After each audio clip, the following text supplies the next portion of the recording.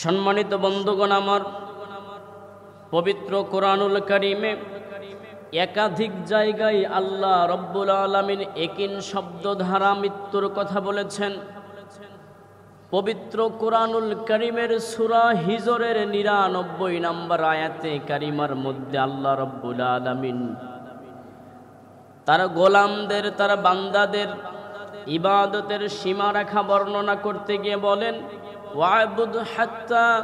ওয়া'বুদ রাব্বাকা হাত্তা ইয়াতিয়াকাল ইয়াকিন। মরণ আসা পর্যন্ত, মৃত্যু না আসা পর্যন্ত তোমরা আল্লাহ তাআলার ইবাদত বন্দেগী করো। এই আয়াতে কারিমের ভেতরে একিন শব্দের অর্থ হলো মৃত্যু, আবার একিন শব্দের অর্থ হলো বিশ্বাস, দৃঢ় বিশ্বাস। যেহেতু মৃত্যুটা একটা একিনি সংবাদ, পৃথিবীতে এমন কোনো মানুষ পাওয়া যাবে না যেই লোকটা মৃত্যুকে অস্বীকার করতে পারে। এই পৃথিবীতে আল্লাহ রব্বুল আলামিনকে অস্বীকার করার লোক আছে, নবী রাসূলদের অস্বীকার করার লোক আছে, আল্লাহর পক্ষ থেকে প্রেরিত কিতাব সমূহের অস্বীকার করার লোক পৃথিবীতে আছে। কিন্তু এমন মানুষ পৃথিবীতে নাই যারা মৃত্যুকে অস্বীকার করে। এজন্য আল্লাহ রাব্বুল আলামিন ইয়াকিন শব্দ দ্বারা মৃত্যুকে স্মরণ করিয়ে দিচ্ছেন, শোনো, যতদিন পর্যন্ত তোমাদের দেহে প্রাণ থাকবে ততদিন পর্যন্ত তোমরা আল্লাহর গোলামি করবে। পবিত্র কোরআনুল কারীমে সূরা আলে ইমরানের ১৮৫ নম্বর আয়াতে কারিমায় আল্লাহ রাব্বুল আলামিন বলেন, কুল্লু নাফসিন যায়িকাতুল মাউত। প্রত্যেক প্রাণী যারা মৃত্যুর স্বাদ ভোগ করবে। আমরা জানি স্বাদ দুই ধরনের হয়, এক হবে মিষ্টি, না হয় তিতা। এই মৃত্যু কারো জন্য মিষ্টি হবে অথবা আনন্দদায়ক হবে, আরামদায়ক হবে। আবার এই কারো মৃত্যু তিতাযুক্ত হবে বা যন্ত্রণাদায়ক হবে। মৃত্যু হচ্ছে একটা ভয়ঙ্কর সংবাদ, মৃত্যু একটা ভয়ঙ্কর সংবাদ আর যন্ত্রণাদায়ক সংবাদের নাম। নবী করিম সাল্লাল্লাহু আলাইহি ওয়াসাল্লাম বলেছেন, প্রত্যেক প্রাণী যখন মৃত্যুবরণ করে তার মৃত্যুর একটা যন্ত্রণা আছে।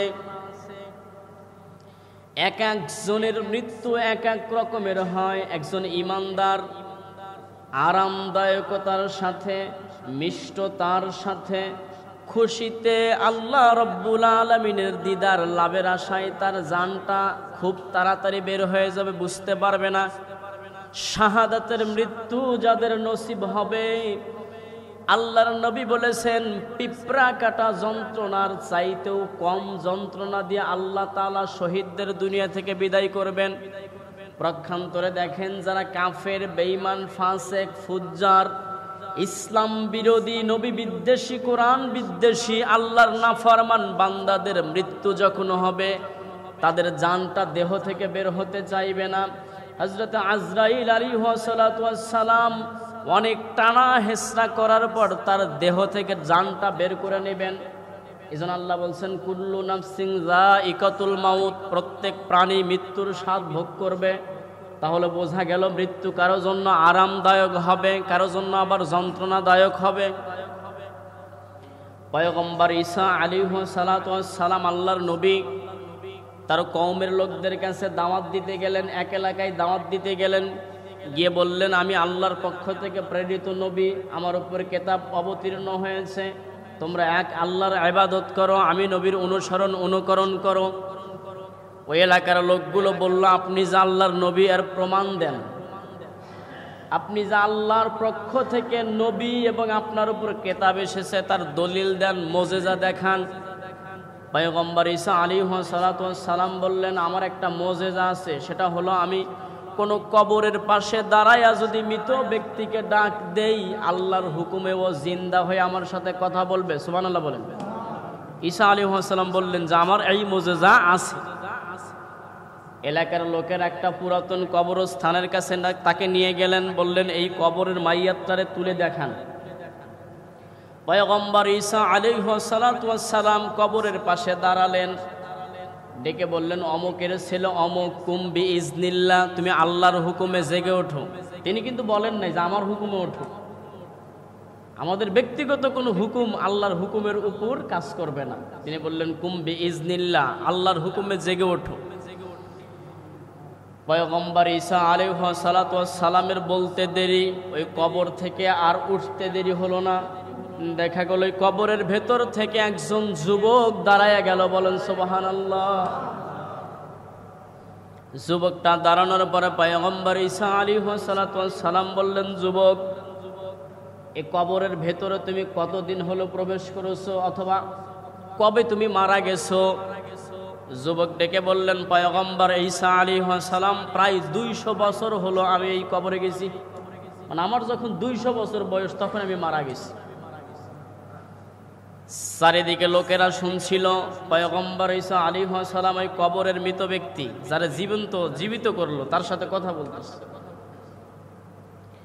পয়গম্বর ঈসা আলাইহিস সালাম দেখে বললেন, তাহলে তুমি তো যৌবনকালে মারা গেছো। এখন আমরা বাঁচি কয় বছর? 60 থেকে 70 বছর আমাদের গড় আয়ু, আর ওই সময় তারা বাঁচতে 1000 বছর। তাহলে 1000 বছরের তুলনায় 200 বছর কি যৌবনকাল।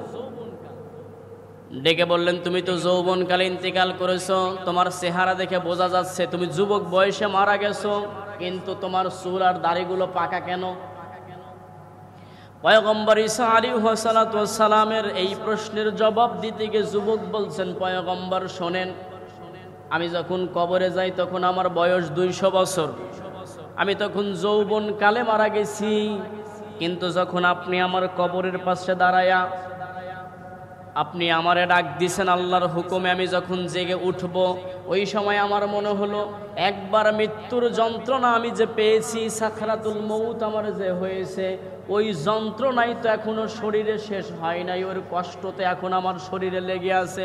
আবার জানি কিয়ামত হয়ে গেল, এত তাড়াতাড়ি কিয়ামত হয়ে গেল। কাল কিয়ামতের ময়দানে আল্লাহ রব্বুল আলামিন কাহার রূপ ধারণ করবেন, আমি তার সামনে কেমনে দাঁড়াবো? আধা হাত সূর্যের নিচে তামার জমিন আমাকে দাঁড়াতে হবে। যেই সময়টাতে মানুষ দাঁড়ায়া থাকতে পারবে না, অনেক কষ্ট হবে। মাথার মগজগুলো গলে গলে নাকের ছিদ্র, কানের ছিদ্র, মুখের ছিদ্র দিয়ে বের হতে থাকবে। অথবা কিয়ামত যদি নাও হয়, আমি মনে মনে ভাবলাম আমাকে আপনি জীবিত করলেন, আবার তোমাকে মৃত্যুবরণ করা লাগবে। ওই যে প্রথম মৃত্যুর যন্ত্রণা আমি যে পেয়েছিলাম, আমি ভাবলাম দ্বিতীয়বার আবার যদি মৃত্যুর যন্ত্রণা আমার হয় তাহলে কেমন হবে। এই চিন্তা করতে করতে কবর থেকে দাঁড়াইতে দাঁড়াইতে আমার মাথার চুল আর দাড়িগুলো পেকে সাদা হয়ে গেছে। মৃত্যুর এমন যন্ত্রণা, যেই যন্ত্রণা থেকে কেউ রেহাই পাবে না, শহীদেরাও পাবে না। তাদের যে যন্ত্রণা হবে সেটা পিঁপড়া কাটার যন্ত্রণার মতো। পিঁপড়া কামড় দিলে আঘাত লাগে না? সাকরাতুল মউত হক সবার হবে। পয়গম্বর আরবি সাল্লাল্লাহু আলাইহি ওয়াসাল্লামের যখন ইন্তেকাল হয়, আজরাইল আলাইহিস সালাম তার শাহাদত আঙ্গুলিখানা বুকের উপর রাখছেন। পয়গম্বর ডেকে বললেন, আমার বুকের উপর তুমি কি রাখছো? বলে, আমার শাহাদত আঙ্গুলি। আল্লাহর নবী বললেন, আমার মনে হচ্ছে উহুদ পাহাড়টা আমার বুকের উপর চাপাইয়া দিয়েছো। এই মৃত্যু নামক যন্ত্রণা থেকে, মৃত্যু নামক বাহন থেকে আজরাইলের সাথে দেখা হওয়া ব্যতীত কেউ কবরে যেতে পারবে? এই দুনিয়াতে কেউ টিকে থাকতে পারবে? টাকা পয়সা, ধন সম্পদ, জমি জমা যা কিছু থাকুক না কেন, কোনো কিছুর বিনিময়ে দুনিয়াতে টিকে থাকার কোনো সুযোগ নাই। আপনারা থাকতে পারবেন নাকি? কথা বলার যে সাইজ, থাকলেও থাকতে পারেন। পূর্ববর্তী জামানার নবীর উম্মতেরা হায়াত পেত 1000 বছর, আর আমরা পাই 70 বছর। কথাকে ভালো করে বুঝবেন, তারা পেত 1000 বছর, লম্বা সময়। এরপরেও ঠিক নাই কে কখন মারা যাবে, ওটা ছিল গড় আয়ু। যদি কেউ সম্পূর্ণ বাঁচে তাহলে 1000 বছর, কিন্তু কখন মারা যাবে তার কোনো সীমারেখা নাই। যাকে যখন আল্লাহ তাআলা ডাকবেন তখন চলে যেতে হবে, দুনিয়া থাকার জায়গা না। কি বলেন?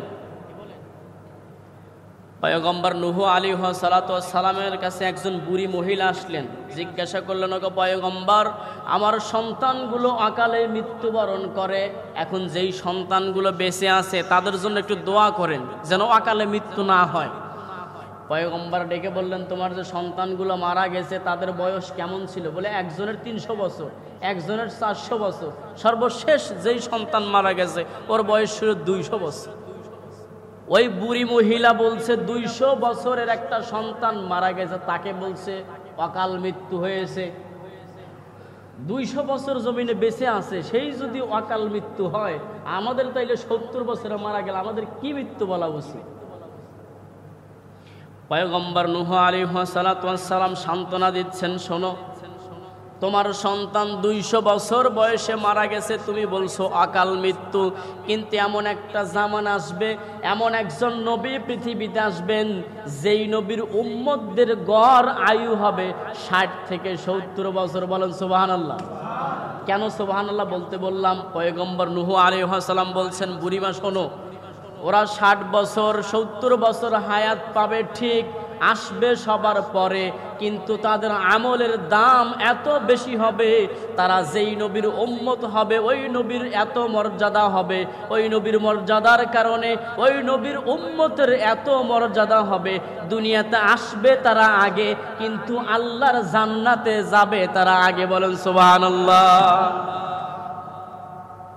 বুড়িমা বলছেন, তারা কি বিয়ে শাদী করবে না? 70 বছর জিন্দেগি পাবে। যারা বাঁচে 1000 বছর, তাদের কাছে 70 বছর কি বছর হইল? বুড়িমা বলছেন, পয়গম্বর নূহ আলাইহিস সালাম, তারা কি বিয়ে শাদী করবে না? তাদের কি ছেলে মেয়ে হবে না? তারা কি সংসার করবে না? আমি যদি ওই সময়টা পেতাম, এক সিজদা আল্লাহর কুদরতি কদমে দিয়া 70 বছর কাটাইয়া দিতাম। বলেন সুবহানাল্লাহ। আল্লাহর প্রতি কত ভালোবাসা, সিজদার প্রতি কত মহব্বত, যে আমি যদি ওই সময়টা পেতাম 70 বছর এক সিজদাতেই কাটাইয়া দিতাম। আর আমরা উম্মতে মুহাম্মাদি শ্রেষ্ঠ উম্মত হইয়া আল্লাহরে এমনভাবে সিজদা দেই, কত তাড়াতাড়ি মুরগিও গম খাইতে পারে না ঠোকর দিয়ে। কথা বলেন। আমরা এত তাড়াতাড়ি সিজদা দেই, একটা মুরগি অথবা কবুতর অত তাড়াতাড়ি একটা গম ঠকর দিয়ে খেতেও পারে না। অথচ বুড়ি মহিলা বলছে, আমি যদি ওই সময়টা পেতাম একাধারে এক সিজদাতে 70 বছর কাটাইয়া দিতাম। পয়গম্বর নূহ আলাইহিস সালাতু ওয়াস সালাম বললেন, তারা বিয়ে করবে, তাদের সন্তান সন্ততি হবে, ধন সম্পদ হবে, টাকা পয়সা হবে, বাড়ি হবে, গাড়ি হবে। দেখেন না, বসুন্ধরায় 2টা বাড়ি, গ্রামে 3টা বাড়ি, আমাদের নেতা। আবার বেগম পাড়ায় বাড়ি হয় না, লন্ডনে বাড়ি, আমেরিকায় বাড়ি, আছে না নাই? আর পয়গম্বর নূহ আলাইহিস সালামের জামানার ওই মহিলা বলছে, তারা কি বিয়ে শাদী করবে না? 70 বছর জীবন পাবে। আর 70 বছর জীবনে এমন অনেক মানুষ আছে 40 বছর বয়সে 14টা বিয়ে করেছে, আছে না? কিছুদিন আগে পত্রিকায় আসছিল, একজন বিয়ে করেছে 40 বছরে 40টা, মানে প্রত্যেক বছরে একটা, যে জেলায় যায় ওই জেলায় একটা করে বিয়ে। এই যে কিছুদিন আগে সরকার বাহাদুরের একজন কর্মকর্তা যে জেলায় পোস্টিং হয় ওই জেলায় গিয়ে একটা বিয়ে করে, ওইখানে একটা বাড়ি করে, ওখান থেকে চলে আসে, ও বউ তালাক, ওটার আর খোঁজ খবর নেয় না। পয়গম্বর বলছেন, তারা বিয়ে করবে এত বেশি, এত সন্তান আদি তাদের হবে। আল্লাহর নবী মুহাম্মদুর রাসূলুল্লাহ সাল্লাল্লাহু আলাইহি ওয়াসাল্লাম সংখ্যাধিক্য উম্মতের কারণে কাল কিয়ামতের ময়দানে গর্ববোধ করবেন। বলেন সুবহানাল্লাহ। উম্মতে মুহাম্মাদের সংখ্যা এত বেশি। আল্লাহর হাবিব সাল্লাল্লাহু আলাইহি ওয়াসাল্লাম মেরাজে যখন ছিলেন, আল্লাহ রাব্বুল আলামিন দেখালেন যে এই কয়টা আদম আলাইহিস সালামের উম্মত, এই কয়টা নূহ আলাইহিস সালামের উম্মত, এই কয়টা মুসা আলাইহিস সালামের উম্মত, আর পরিশেষে দেখালেন এই কয়টা আপনার উম্মত। দেখা গেল পয়গম্বর আরবি সাল্লাল্লাহু আলাইহি ওয়াসাল্লামের উম্মতের সংখ্যা অগণিত, অসংখ্য। বলেন সুবহানাল্লাহ। এই জন্য আল্লাহর হাবিব বলছেন যে তোমরা বিয়ে করে এমন মহিলাদেরকে খোঁজ নাও, ওই বংশে খোঁজ নাও যে ওর মায়ের সন্তান হয়েছে কয়টা, তার মায়ের কয়টা, তার মায়ের কয়টা। এর মানে হলো ওরা বিয়ে করলে তার হবে কয়টা। যদি তাদের সন্তান বেশি হয় তাহলে ওরও সন্তান বেশি হবে। ওই রকম মেয়েদেরকে তোমরা বিয়ে করো। সুবহানাল্লাহ। আল্লাহর হাবিব বলছেন, যত বেশি আমার উম্মত হবে আল্লাহর কাছে আমার মর্যাদা তত সমুন্নত হবে। কিন্তু অবস্থা হয়ে গেছে এমন, একটা নিলেই যথেষ্ট, না নিলেই আলহামদুলিল্লাহ, এরকম পরিস্থিতি তৈরি হয়ে গেছে। অনেকে বাজারে মাজারে মোরগ দিয়া, মুরগি দিয়া, পোলাও দিয়া, কোরমা দিয়া কান্নাকাটি করে সন্তান পাচ্ছে না। অনেক ডাকাত এরকম আছে, সন্তান হওয়ার পরে পেটের ভেতরে 4 মাস বয়স হওয়ার পরেও নষ্ট করে দেয়, আবর্ষণ করে দেয়, আছে না নাই? ওই কুলাঙ্গারদের কপালে সন্তান আল্লাহ দিছে কেন? দেওয়ার দরকার ছিল যাদের, তাদেরকে দেন। কথা বলেন। মানুষের সন্তান পায় না, কান্নাকাটি করে আর ওর পাওয়ার পরে মেরে ফেলে দেয়। অনেকে গলা টিপে হত্যা করে, লবণ দিয়ে হত্যা করে, আছে না নাই?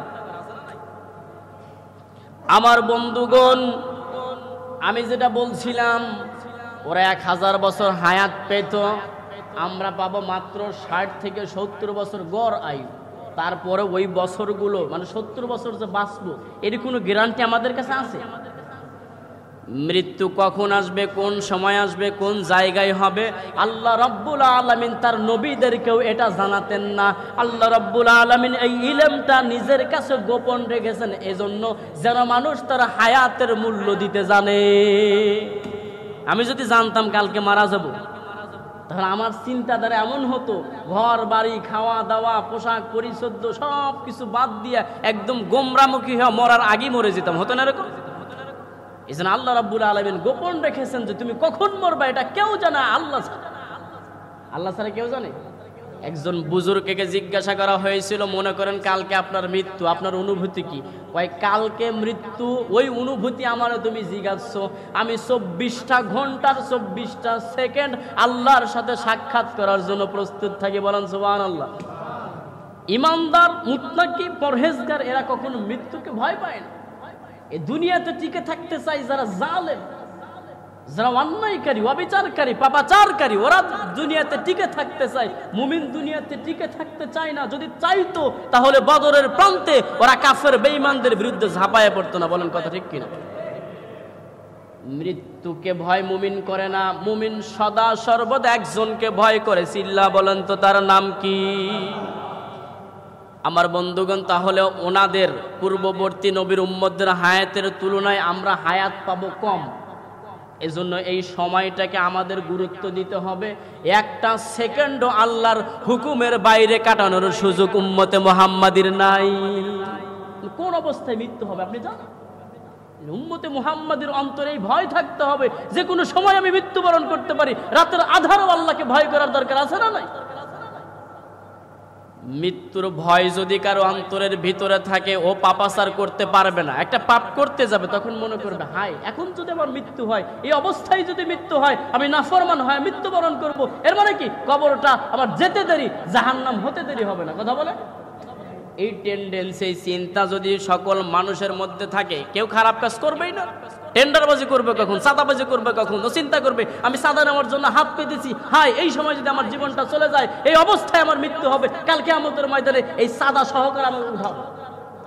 এই চিন্তা যখন মাথায় উঠবো, চাঁদাবাজি করবে, টেন্ডারবাজি করবে, জেনা ব্যভিচার করবে, কথা না বলে বুঝি কি করবে? এই জন্য আল্লাহ রাব্বুল আলামিন বলছেন ওয়াত্তাকুল্লাহ ওয়াত্তাকুন নার, তুমি আল্লাহকে ভয় করো, জাহান্নামের আগুনকে ভয় করো। যদি অন্তরে জাহান্নামের আগুনের ভয় না আসে, এখন তো আপনাদের যে এনার্জি বাল্ব, একটা মোমবাতি 5 টাকা দিয়ে কিনে আগুন জ্বালাবেন, ওর উপরে হাত দিয়ে রাখবেন, দেখে কত বড় পাওয়ার ক্ষমতা। আপনি বলবেন আমি একজন নেতা, সম্ভ্রান্ত নেতা, সম্ভ্রান্ত পরিবারের এত বড় নেতা, এত বড় দলের আমি কর্মী, আমার হাত মোমবাতির আগুন পোড়াবে না, এই বলে বিসমিল্লাহ বলে দিবেন। বিসমিল্লাহ বলেই দিয়েন, দেখেন তো আপনার হাত থাকে কিনা।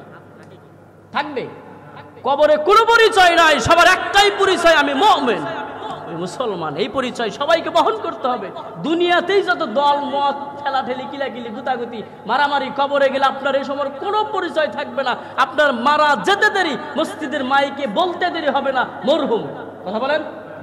সাথে সাথে বলে দিবে মরহুমের লাশের জানাজা অমুক জায়গায় অমুক টাইমে হয়ে যাবে। সম্মান দেবে না, জমক মিয়া, জোনা, বমক, তমক, এই সেই আপনার নামের আগে সংযুক্ত করে দিবে মরহুম। আপনার পরিচয় তখন হয়ে যাবে লাশ। এই জন্য হায়াতের প্রত্যেকটা সময়কে আমাদের গুরুত্ব দিতে হবে। হায়াতের এই সময়টা বড় দামি। পবিত্র কোরআনুল কারীমের সূরা আরাফের 34 নম্বর আয়াতে আল্লাহ রাব্বুল আলামিন নির্ধারিত সময়ে মৃত্যু হবে এই কথার ঘোষণা দিয়ে বলেছেন ওয়ালিকুল্লি উম্মাতিন আজালুন فإذا جاء أجلهم لا يستأخرون ساعة ولا يستقدمون জোরে বলেন আল্লাহু আকবার। আল্লাহ রাব্বুল আলামিন বলছেন প্রত্যেক জাতির মৃত্যুর জন্য একটা নির্দিষ্ট সীমা রেখা আছে। এর এক মুহূর্ত আগেও হবে না, এক মুহূর্ত পরেও হবে না। অনেক মানুষ আছে এরকম, বাড়িতে একটু পেটে ব্যথা হয়েছে, নিয়ে গেছে নিকটস্থ স্বাস্থ্য কমপ্লেক্সে, ওখান থেকে ফেরত দিয়েছে, নিয়ে গেছে ঢাকা, ঢাকা থেকে ফেরত দিয়ে নিয়ে গেছে সিঙ্গাপুর, ওখানে বেডে রাখার সাথে সাথে মৃত্যু হয়েছে, হয় না? ওই মৃত্যুটা বাড়িতে তো হতে পারতো। এর মানে কি, বাড়িতে তার মৃত্যুটা ওই সময়ে লেখা নাই, ওই সময়টা কোথায়? সিঙ্গাপুরে মাউন্ট এলিজাবেথ হাসপাতালে শোয়ানোর পরে তার মৃত্যু হবে, ওইটা লেখা। এই জন্য আল্লাহ বলছেন এমন সময় মৃত্যু হবে, ওই সময়ের এক মুহূর্ত আগ পিছ করা হবে না। তাহলে হায়াত একটা মূল্যবান সম্পদ, নির্ধারিত সময়ে মৃত্যু হবে। এই মৃত্যুর যে মুহূর্ত বা সময়টা কেউ ইচ্ছে করলে টাকা দিয়ে পয়সা দিয়ে বাড়াতে পারবে? আজরাইলকে বলবে ভাই আমার এত এত টাকা আছে, বেগমপাড়ায় বাড়ি, আমেরিকায় বাড়ি, লন্ডনে বাড়ি, এতটা গাড়ি, তোমারে আমি কিছু দেব, আমারে কয়েক সেকেন্ড সময় দাও, দেবে? এক সেকেন্ডও এদিক সেদিক হবে না। টাকা দিয়া, পয়সা দিয়া, সম্পদ দিয়া যদি সময়টারে বাড়ানো যেত, মৃত্যুর মুহূর্ত বাড়ানো যেত, কেউ নিজে সম্পত্তি সন্তানের জন্য রেখে যেত না, ওগুলো দিয়া ও সময়টারে, হায়াতটারে বাড়ায় নিত। কথা বলেন ঠিক কিনা? ক্ষমতা দিয়ে, অর্থ দিয়ে বাড়ানো যাবে? যদি টাকা দিয়ে, পয়সা দিয়ে, ক্ষমতা দিয়ে বাড়ানো যেত, তাহলে ফেরাউনার কারণ কখনো মরতই না। ওদের এত ক্ষমতা, এত দাপট, এত বাহাদুরি ছিল। আজরাইলে বলতো আমার সব ক্ষমতা তোমারে দিলাম, বিনিময়ে আমারে 1 বছর হায়াত বাড়ায় দাও, দেবে? আমার বন্ধুগণ, আজরাইলের সাথে কোনো মানুষের খাতির চলে না, আজরাইলের সাথে কারো মোহাব্বত চলে না। ও আসবে আপনার সাথে দেখা করতে কয়দিন? কথা বলেন না কেন? কয়দিন? একদিন আসবে। যদি আপনি ইমানদার হন, আপনার কপাল ভালো, আপনার নসিব ভালো, আপনার সাথে তার আচরণ ভালো হবে। সুদর্শন যুবকের বেশে এসে আপনার শিওরে বসবে, আপনি মনে মনে ভাবতে থাকবেন, দেখতে থাকবেন, আমার কাছে আমার একজন বন্ধু এসেছে। সুবহানাল্লাহ। এত সুন্দরভাবে আপনার দেহ থেকে জানটা বের করে নেবে, আপনি টেরই পাবেন না। আসলে এরকম মৃত্যু হয় না আমাদের চোখের সামনে, কিন্তু অনেকের মৃত্যু হয়েছে, অনেকের চোখ উল্টে যায়, আজানা। অনেকের মৃত্যু দেখে আমরা বলি মৃত্যুটা ভালো হয়েছে, আবার অনেকের মৃত্যু দেখে বলি মৃত্যুটা কি খারাপ হয়েছে।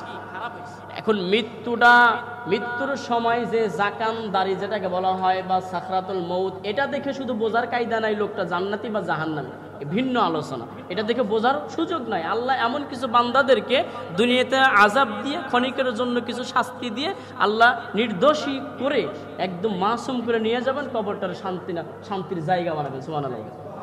শুধুমাত্র ওইখানের সাকরাতুল মউত যে হবে এইটা ঠিক, কিন্তু ওইখানের উপর নির্ভর করেই যে তার পরবর্তী স্টেপগুলো, ধাপগুলো হবে এরকম না। এটা বিশাল আলোচনা। আমি যেটা বলছিলাম যে আজরাইলের সাথে কারো খাতির চলবে না, মোহাব্বত চলবে না। চলবে কি? একদিন দেখা হবে, ওই দেখাই ফাইনাল দেখা, জীবনেও দেখা হয় নাই। যেদিন হবে দ্বিতীয়বার দেখা হওয়ার সুযোগ নেই। কিন্তু দ্বিতীয়বার দেখা হয়েছিল পয়গম্বর মুসা আলাইহিস সালামের সাথে। একবার আসলেন, আসার পরে জানটা কবজ করতে চাইলেন। হযরত মুসা আলাইহিস সালাম এত রাগী মেজাজি নবী ছিলেন, একটা থাপ্পড় মেরেছেন, ডান চোখ বের হয়ে গেছে। সুবহানাল্লাহ বলবেন না? পয়গম্বর মুসা আজরাইলকে থাপ্পড় মারছেন, ডান চোখ বের হয়ে গেছে। চোখটা নিয়ে আল্লাহর দরবারে গিয়ে বলছে, রব্বুল আলামিন কার কাছে পাঠিয়েছিলেন? জান তো দিলই না, বরং আমার চোখটা বের করে হাতে ধরাই দিছে। আল্লাহ রাব্বুল আলামিন বললেন, আমার মুসা একটু মেজাজি নবী, নবীদের মধ্যে মুসার মেজাজটা ছিল অন্যরকম। এবং পবিত্র কোরআনুল কারিমে 25 জন নবী রাসূলের নাম আল্লাহ দিয়েছেন, তার মধ্যে সবচাইতে বেশি নাম এসেছে হযরতে মুসা পয়গম্বরের। সুবহানাল্লাহ। এত পাওয়ারফুল নেতা, তার মাথায় বাবরি চুল ছিল। তিনি যখন রাগান্বিত হতেন, তার চুলগুলো পাগড়ি ভেদ করে দাঁড়ায়ছে। আল্লাহ বলছেন আবার যাও, বলেন আমি যেতে পারবো না। বলে যাও, গিয়া বলবে এতদিন যেই মহান রব্বুল আলামিনের সাথে তুমি কথা বলেছো, কিন্তু দেখা হয় নাই, একবার দেখতে চেয়েছিলে কিন্তু তোমার নসিবে জোটে নাই, এর আগেই তুমি অজ্ঞান হয়ে পড়ে গেছিলে। আমার পয়গম্বর মুসাকে গিয়ে বলবে দুনিয়াতে টিকে থাকতে চায় নাকি আমি আল্লাহর সাথে দিদার করতে চাই, এটা বলবে।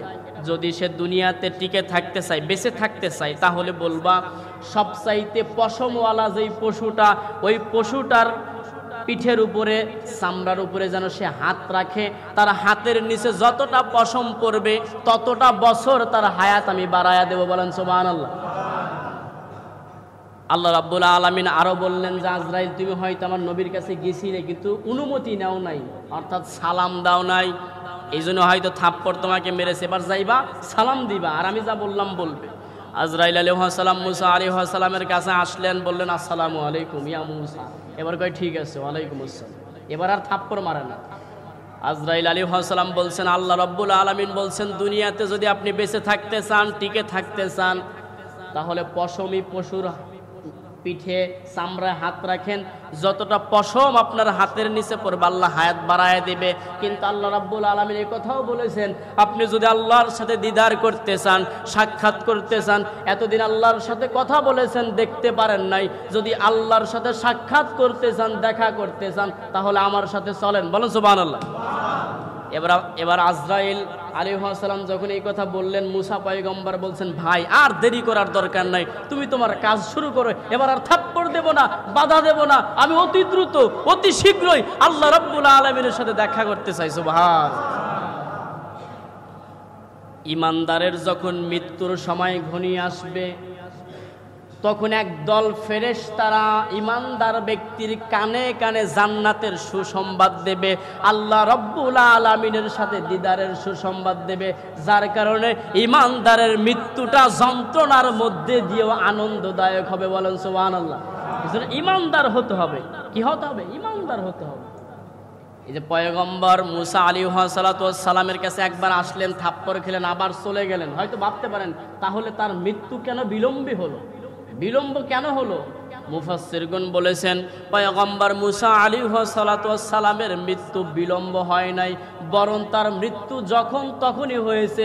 কারণ নবীদের মৃত্যুর ব্যাপারেও আল্লাহ রাব্বুল আলামিন এক মুহূর্তও আগ পিছু করবেন না। তাহলে নবীরা পর্যন্ত মারা গেল, কুল কায়নাতের অনেক সৃষ্টি আপনার সামনে মারা গেল, আপনার বাবা মারা গেল, আপনার দাদা মারা গেল, এই যে মারা যাওয়ার কোনো সিরিয়াল নাই, আছে? এই পৃথিবীতে আপনি এসেছেন, কিন্তু তার আগে এসেছে আপনার বাবা, আপনার বাবার আগে এসেছে তার বাবা, কিন্তু এমনও হয়ে গেছে বাবা আর দাদা জমিনে এখনো আছে, 18 বছরের নাতিটা দুনিয়া থেকে বিদায় হয়ে গেছে, আছে না নাই? আরবি সাল্লাল্লাহু আলাইহি ওয়াসাল্লাম বলছেন, আমার উম্মতের মধ্যে সবচাইতে চালাক ওই ব্যক্তি যে সদা সর্বদা মৃত্যুকে স্মরণ করে। বলেন সুবহানাল্লাহ। আর যে ব্যক্তি হেলাই খেলাই সময়টারে কাটায়, পাপাচারে লিপ্ত থাকে, ও হচ্ছে সবচাইতে বোকা। এত বোকার বোকা, আর 14 গোষ্ঠী বোকা। 14 গোষ্ঠী এক জায়গায় বোকা করলে যা তার চাইতেও বোকা। কারণ যেটা চিরন্তন সত্য, আমাকে যেতে হবে, মরতে হবে, ওইটার জন্য আমি স্মরণ না করে যদি গাফেল থাকি, আমি বোকা না? পয়গম্বর আরবি সাল্লাল্লাহু আলাইহি ওয়াসাল্লামের সাহাবী, এটা বলেই শেষ করব, সময় নাই, হযরত ওসমান রাদিয়াল্লাহু তাআলা আনহু কবরের কাছে গেলে হাউমাউ করে কান্না করতেন। এত কান্না করতেন, এইরকম কান্না তার সাথীরা, বন্ধুরা কোনোদিন দেখে নাই। মানে কবরের কাছে গেলে কান্নার যে অবস্থা, অন্য সময়ে জাহান্নামের বর্ণনা শুনেও এতটা কান্না করেন নাই, অথবা যত কান্না তিনি জীবনে করেছেন ওই কবরের পাশে বসলে দাঁড়ালে যে কান্না করতেন ওইটার সাথে কোনো মিল পাওয়া যায় না, এত কান্না করতেন। তার বন্ধুরা জিজ্ঞাসা করতেন, ওসমান রাদিয়াল্লাহু তাআলা আনহু, এই কবরের কাছে আসলে আপনি এত কান্না করেন কেন? এত কান্না তো অন্য কোনো সময় করতে দেখি নাই। ওসমান রাদিয়াল্লাহু তাআলা আনহু বলছেন, এই কবরের কাছে এসে কান্না করি আমি এজন্য, কারণ আল্লাহর নবীর মুখে শুনেছি কবরটা কারো জন্য জাহান্নামের গর্ত হবে, কারো জন্য জান্নাতের টুকরো হবে। যার অবস্থা কবরে ভালো হবে, পরবর্তী ধাপগুলো তার জন্য ভালো হবে। কবর যার জন্য খারাপ হবে, পরবর্তী ধাপগুলো আরো বেশি খারাপ হবে। এই কবরের চিন্তা করে আমি বেহুশ হয়ে যাই, এত কান্না করি। আমার এই কান্না দেখে আমার মনে হয় এর চাইতে আরো বেশি কান্না করলেই ভালো হতো। কবরটা দেখে এত কান্না করি, মনে হয় না এই কান্না দিয়ে আমি তৃপ্ত। কারণ এই কবরে যদি কারোর শান্তি হয়, পরবর্তী ধাপগুলো তার শান্তি। আর কবর যদি কারোর জন্য জাহান্নামের গর্ত হয়, পরবর্তী যত ধাপ আছে সেগুলো যন্ত্রণাদায়ক হবে, আরো কঠিন হোক। সম্মানিত হাজিরিন, এই জন্য মরতেই যখন হবে, কেউ যেহেতু বেঁচে থাকবো না, আল্লাহ রাব্বুল আলামিনের নির্দেশ, ওয়াবুদ রাব্বাকা হাত্তা ইয়াতিয়াকাল ইয়াকিন, মরণ আসার পূর্ব মুহূর্ত পর্যন্ত আমাদের জীবনটাকে ইবাদতে, আমলে, নেক আমলে, সলে আমলে সাজাতে হবে, কাটাতে হবে। এক সেকেন্ডও আল্লাহর হুকুমের বাইরে যাওয়ার কোনো সুযোগ নাই। আল্লাহ রাব্বুল আলামিন যেন আমাদের মৃত্যুর পূর্ব মুহূর্ত পর্যন্ত, অনেক মানুষ আছে বিছানায় মারা যাবে ওই সময় বেঈমান হয়ে মারা যায়। আবার অনেক মানুষের নসিব এত ভালো, সারা জীবন মুনাফিকি করছে, গাদ্দারি করছে, কিন্তু বিছানায় তার ঈমান নসিব হয়ে গেছে, কালেমা পড়তে পড়তে মারা গেছে। এজন্য আমরা দোয়া করি আল্লাহ তাআলা যেন আমাদেরকে একদম মৃত্যু আসার পূর্ব মুহূর্ত পর্যন্ত ঈমানের উপর, আমলের উপর, ইসলামের উপর, আল্লাহর হুকুমের উপর, ইবাদতের উপর কবুল করেন। বলেন আমিন।